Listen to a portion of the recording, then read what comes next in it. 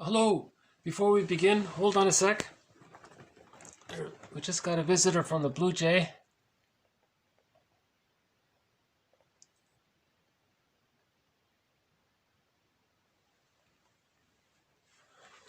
Let's see if we can get a closer look. No, and there he goes. Okay. Nice to see the Blue Jay. Hello, my name is Marcus. I'm the compiler of a collection of therapy quotes entitled Psychoanalytic Self-Awareness Quotes. This is TQ 590 to 599. Therapy quote number 590. The client's productions are a dynamic record of the conflicts of the past as they are recapitulated and re-experienced in the present. Interpretation enables the client to understand how unconscious fantasies from the past continue to influence his perception and reactions in the present. Okay, so this follows up on previous quotes on transference, where a person transfers their memories of the past into the present, but not through words, but by reliving the past experience in the present. So he's transferring the past that he doesn't remember it, which he doesn't remember, and he's transferring it and replaying it, repeating it, re-experiencing it, recapitulating it in the present to communicate what happened in the past.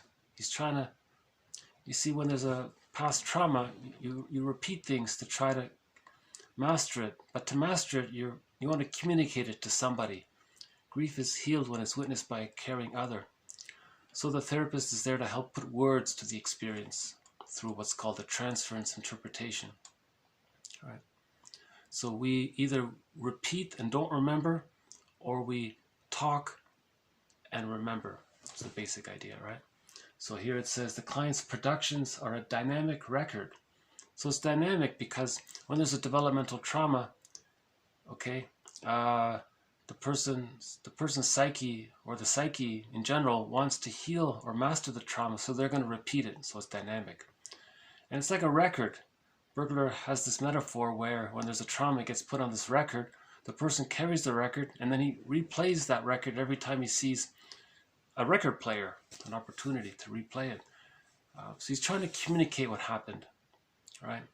So the repetition compulsion ultimately is an attempt to mourn what happened, to mourn the loss of the security and safety needed at that time, or to mourn the loss of not getting the needs met, and so on. Okay, this actually follows up on TQ 580, played about a week ago, where a therapist in an educational drama series was talking about the idea of transference to his client. So at first the client in the drama here was a teenager, and she was explaining something, and that at some point, and the therapist offered understanding and showed that he was listening and all that, and then at some point he paused and then wanted to teach the client about the idea of transference, right? To bring the healing light of consciousness to the scene, right? I'll just replay that, TQ 580. Now that you are an adolescent, you have internalized the early experiences of being with your parents. This means that most of your deep feelings of hurt and anger come from what we call transference triggers. When someone you care about disappoints you or doesn't listen to you, you operate from those earlier triggers. If you can understand this concept, which takes time to understand, then with experience, your ego will become stronger because of healthier internal object relations, and you will be less triggered by these kinds of upsets. Okay, well, that makes sense. Okay. So it seemed that she understood it. You know, sometimes in books they say if the client is always agreeing with the interpretations or agreeing with what the therapist is saying, it could be a transference where the person as a child felt they always needed to agree with the parent. So now they're repeating that. She's being agreeable. We don't know here. It's not clear in this case. But if it is the case that she's just being agreeable because that's what she learned as a child to do, or what she felt, the child felt that they always had to be agreeable to preserve the connection to the mother's love, right? So maybe she's repeating that or something. But I think in the video she did seem to understand it. So anyways, that's the idea of transference. Something happened in childhood, we don't remember it, okay? So we have that record. Now in the new situation, as an adult, between client and therapist, they're going to replay that childhood scene. Right? Okay, TQ 591 is an extension of this. With transference interpretation, we aim for derepression, for the emergence of unconscious motivating factors and the elucidation of repressed relationships. So he uses the term, or they use the term, derepression. So what happened in childhood is, he's saying it's repressed because we're not aware of it. The interpretation helps to de-repress it, to bring it into the light of awareness. Right? TQ 592. Transference may be an expression of the client's resistance to recognizing an unconscious wish toward the original object. So of course, the baby had a wish, right, from his mother, a need from his mother. That wish is going to get expressed in the transference. Hold on. This blue jay has a wish for nourishment. And there he goes. Okay.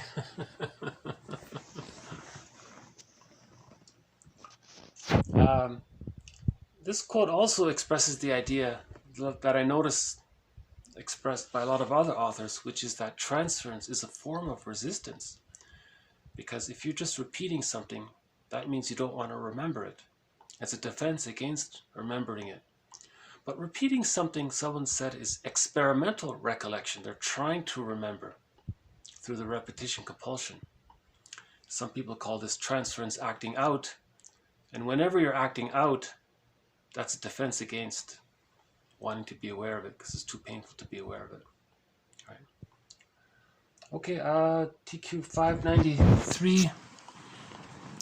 The client repeats with others a parent-child relationship wherein separateness and autonomy were felt as terrifying and the other was invested with the promise of special magical protection.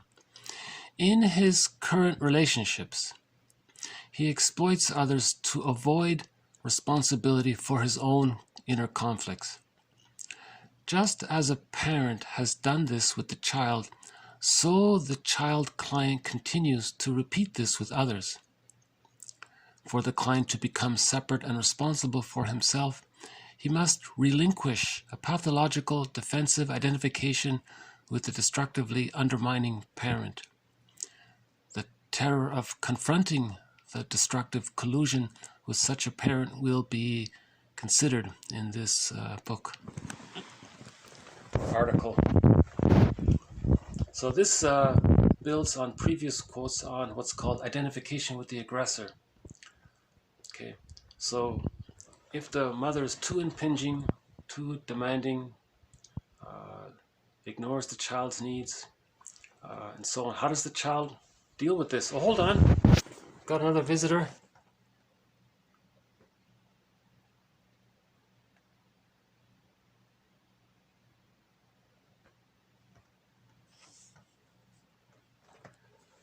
Let's see if we can get a closer look. Oh, there he goes.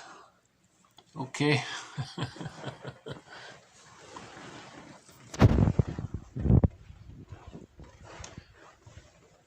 So back to TQ 593. So how does the child deal with an impinging mother? Okay, so because the baby is psychically merged with the mother, right? Now the mother doesn't allow for the child's own thoughts.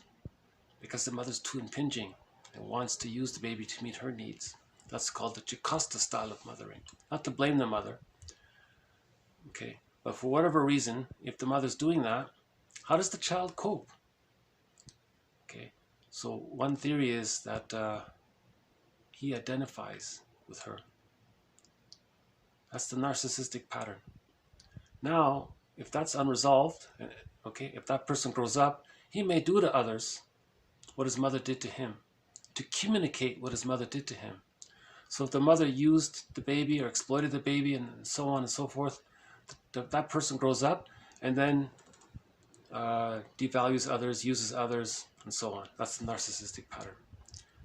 You see, for love and gratitude to enter the psychological picture, the baby has to differentiate his image of himself from the other.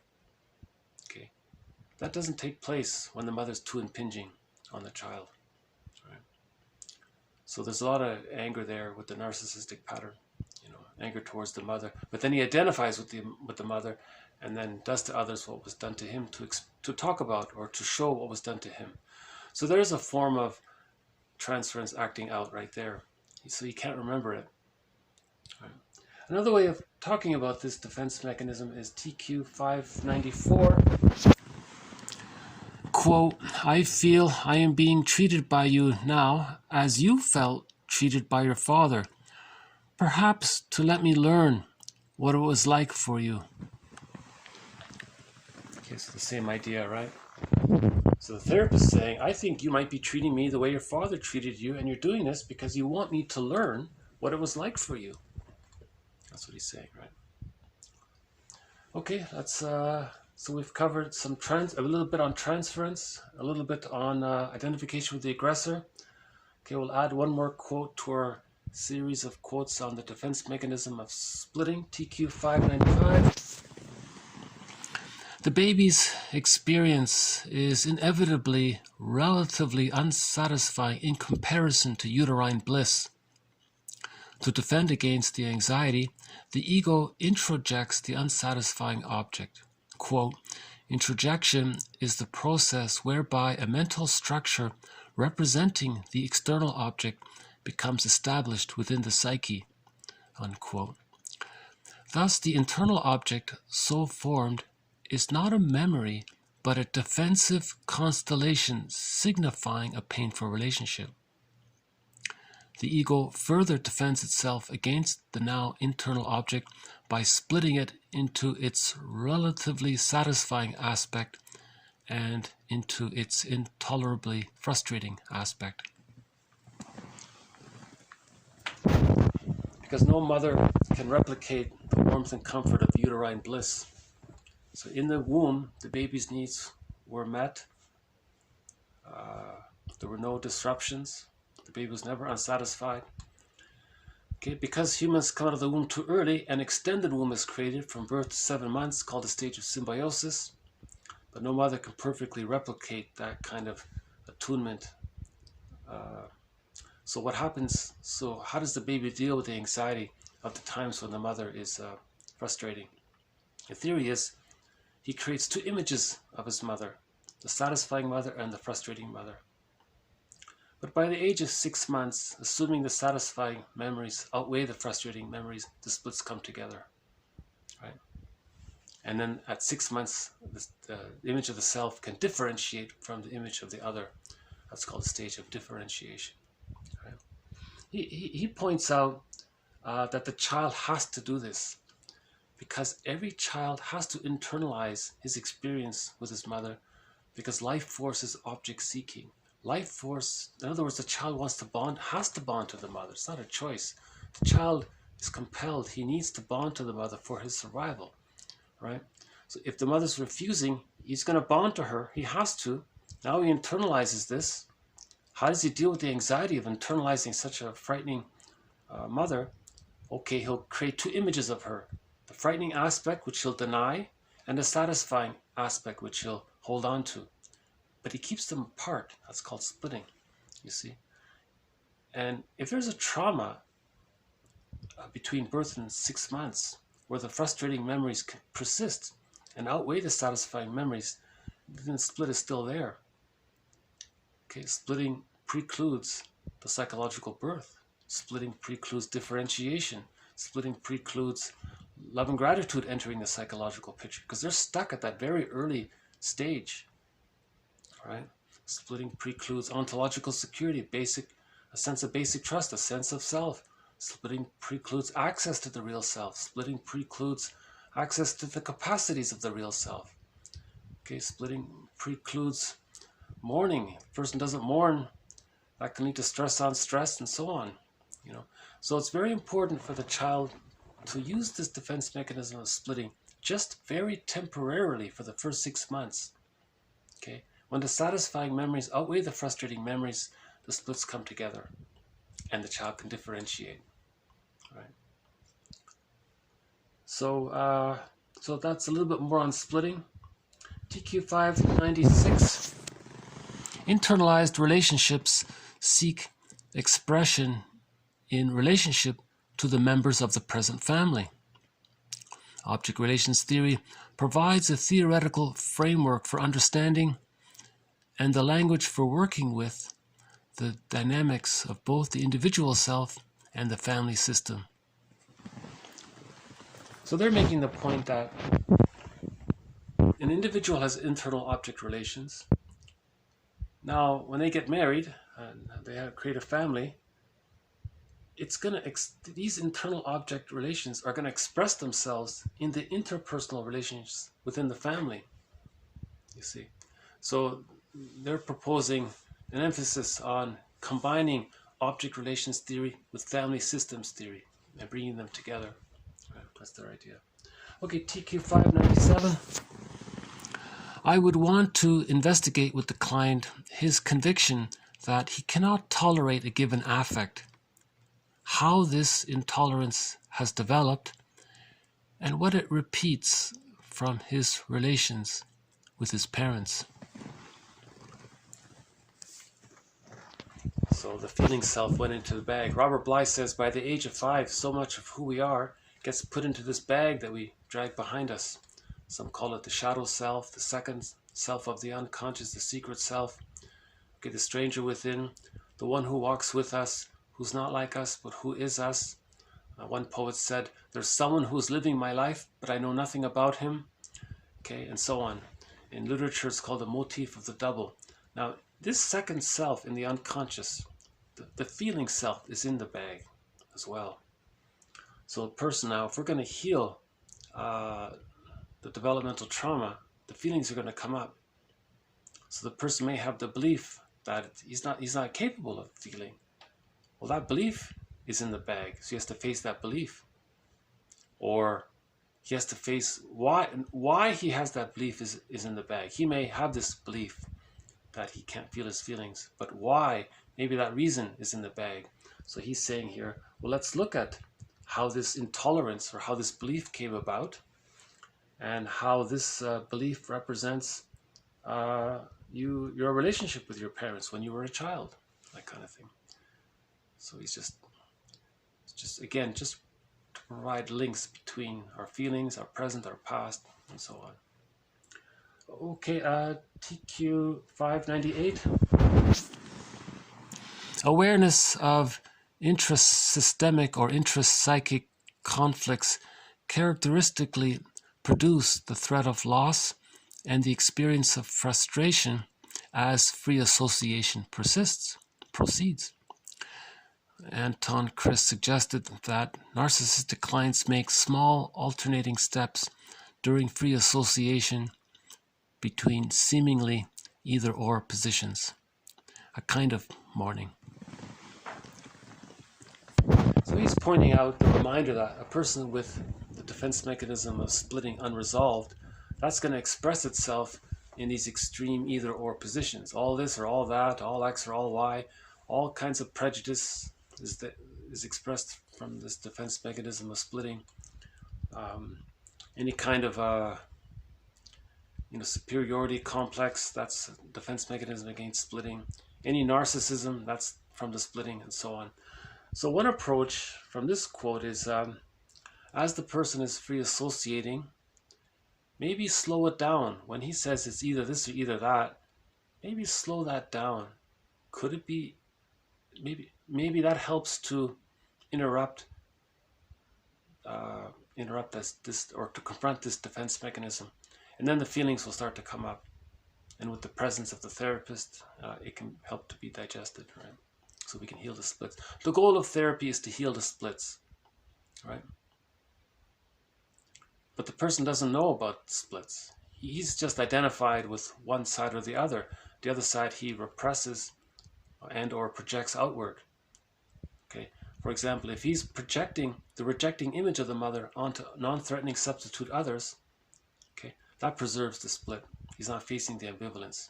Projection and externalization and coaxing the other to play a role, that's called projective identification. And then rationalization, where you lie to yourself that this other person is such and such a person when they're not. You're doing that to preserve the splits. Okay, you're preserving the splits because it's very painful to feel the ambivalence towards the mother. The baby couldn't feel that ambivalence towards the mother. That's the trauma. The baby couldn't feel the ambivalence towards the trauma because the hate outweighed the love. From the baby, when there's a developmental trauma, the hate outweighs the love. Okay, so he has to. Healing is to look in the bag and bring it out that there is this ambivalence. Okay, and then and then hold the tension of the opposites and bring the splits together to achieve whole object relations. Okay. That's when love and gratitude enter the psychological picture. When the person differentiates himself from the image of the other. If they're blurred and fused, as is in the narcissistic pattern or the hostile provocative style and so on, love and gratitude don't get to enter the psychological picture. Theory is love and gratitude and so on, empathy, all that enters the psychological picture at the age of 6 months with the secure attachment style, where the image of the self is differentiated from the image of the other. Robert Bly says, "Get the key out from under mother's pillow." That's differentiation. Defuse from the image of the mother. Okay.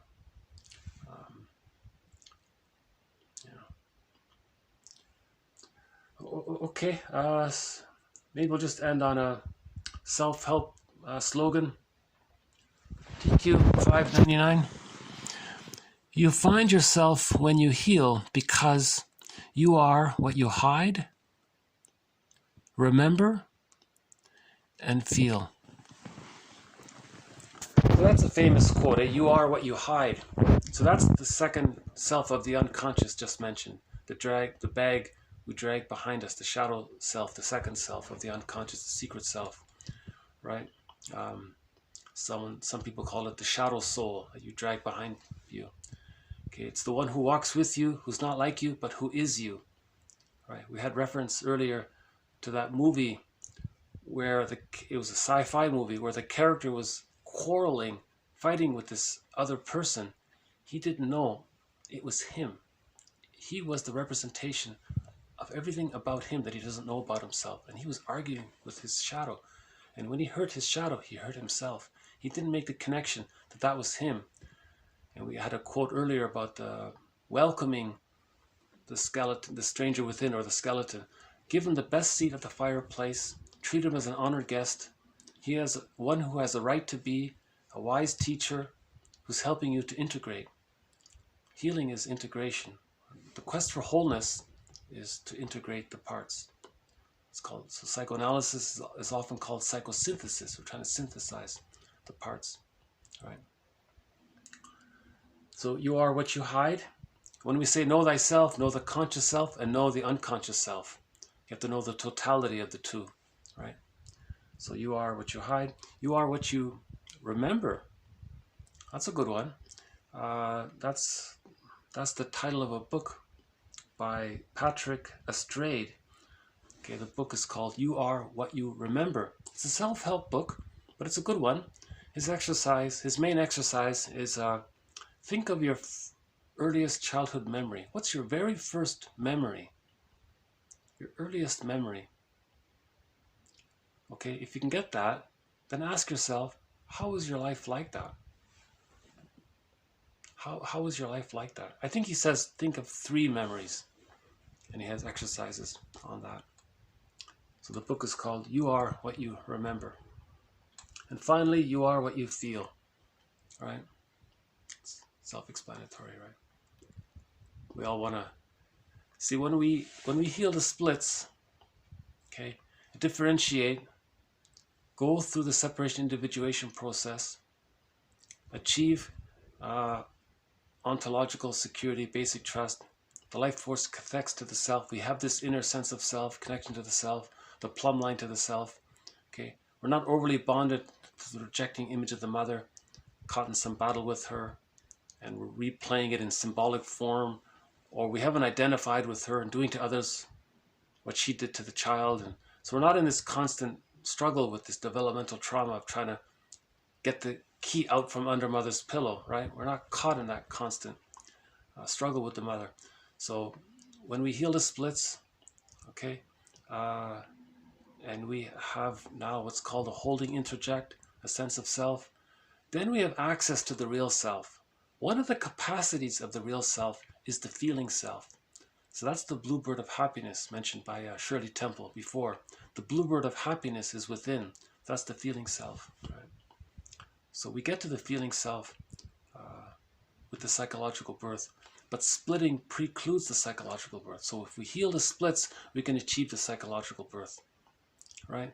Man's main task is to give psychological birth to himself. Man's main task is to give psychological birth to himself. Ideally, with a secure attachment style, it happens naturally by the age of 3. But when there's developmental trauma or any kind of insecure attachment style, then it's prevented, right? So man's main task is to give psychological birth to himself. Someone called that the moral revolution. Someone called that taking responsibility for one's inner child, or taking responsibility for one's unconscious, and so on. Right. Okay, the quotes are posted below. So we've added some more ideas about transference, identification with the aggressor, splitting, the idea that in families that it may be possible to bridge object relations theory and family systems theory. That'd be great if someone can explain that, you know. Okay, and the idea of maybe when a person is expressing either or opinions, maybe if they sort of slow it down, it may interrupt the splitting, or it may bring to the person's attention the splitting defense mechanism. Because by definition, a person doesn't know they have the splitting defense mechanism. A person who's prejudicial doesn't realize he's using the babyhood defense mechanism of splitting to survive his babyhood time of when the mother was misattuned, so misattuned. So in other words, prejudice is telling the person that when they were a baby, the mother was very misattuned to them, in other words, and they're angry that way. And the splitting is a response to deal with the anxiety of when the mother was more frustrating than satisfying, and so on. So we've had a number of quotes on splitting so far. TQ 595 adds to it. Okay, I'll just leave it here for today. So thank you very much. This has been TQ 590 to 599. More to follow. Thank you. Bye for now.